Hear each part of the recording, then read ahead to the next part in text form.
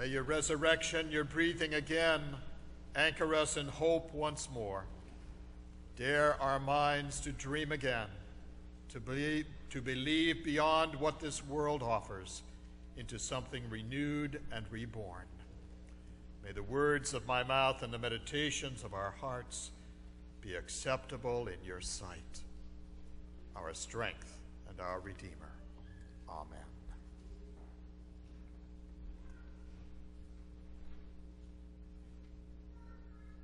If we are authentically honest, every one of us in this sanctuary has moments when we wonder, is it real?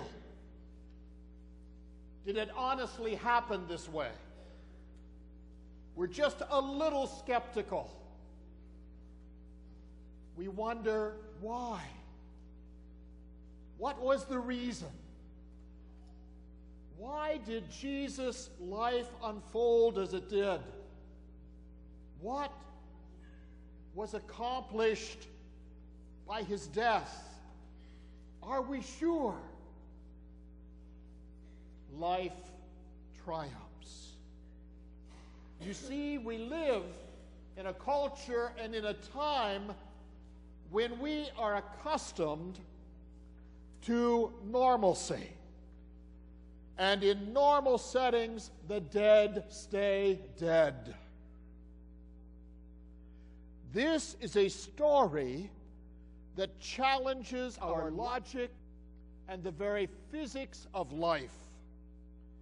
And if we are honest, we are not at all unlike the disciples. When we read the gospel story, the disciples do not suddenly, upon Mary's word, say, "Of course, alleluia, he is risen." They don't say that. They run to the tomb in disbelief. And the word in the Greek New Testament that they speak to Mary is the word leros. It is the root word of delirious. They question her honesty. She's in profound grief. She's delirious. We will go and confirm for ourselves, us men, that he is there. Clearly, this woman is delirious. They get there, and to their consternation,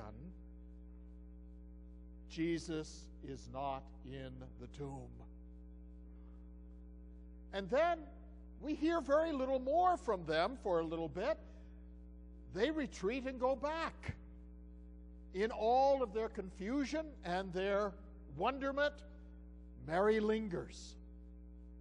And Mary is the one who continues to search and meets the person she thinks is the gardener. And then when he speaks her name, Mary, she recognizes him.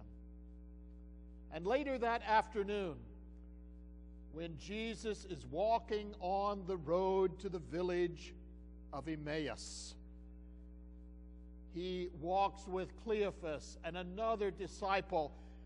And after their walk, as they arrive in Emmaus, their eyes are opened and they too realize this is the Lord. Now, when we think about it, we have a very difficult time, we who try our best to be people of faith, to truly live out of the titanic implications of this new moment.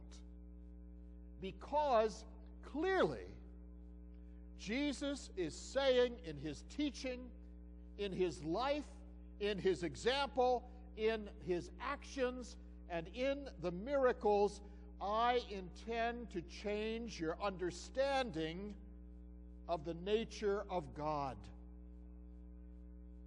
I intend to call you out of the tombs, the darkness, the evil places, the disappointments of this world with a certain confidence that you will understand God intends to redeem all of life.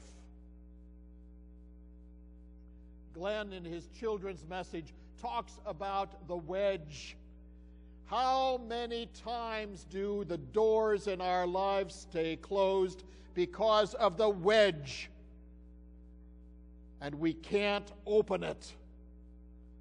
Because of a situation, because of something evil that seeks to break our confidence, our optimism, our vision, that seeks to stop us from becoming who God calls us into the world to be. The places that would trip us up.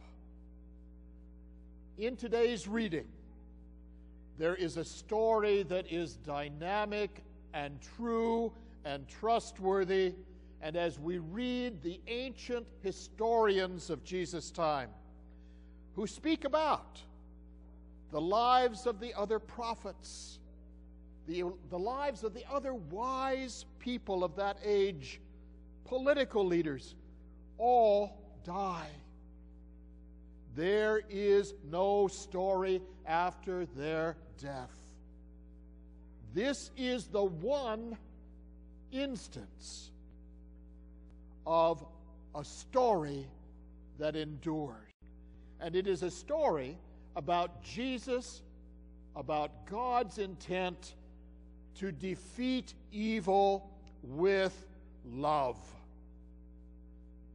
You know, I know, that if anything can defeat evil in the living of our lives, it is love. It is compassion, forgiveness, understanding, the gift of an embrace.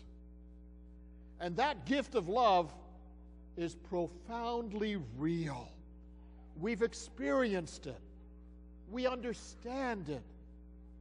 We know in our own hearts that when we are able to forgive, forget, love, that redemption happens in friendships, in families, in relationships. Love is profound and real and honest. The other gift that we recognize in this day is the gift that God gives over death. Now, there are many deaths that we all experience in our lives when we lose people very near and dear to us. It feels like something inside us also dies. There are other ways